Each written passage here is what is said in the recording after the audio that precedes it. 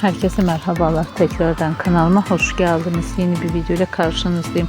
Bugün de sizlere aşk dolu görüntüler, mutlu paylaşımlar sunacağım. Paylaşımlarım Erkan ve Yağmur Öztürk'ten olacak. Birbirine yakışan çifte kumruların güzel görüntülerini izlerken kanalıma abone olup like atmayı unutmayın. Şimdilik benden bu kadar. Hoşça kalın, sağlıcakla kalın arkadaşlar.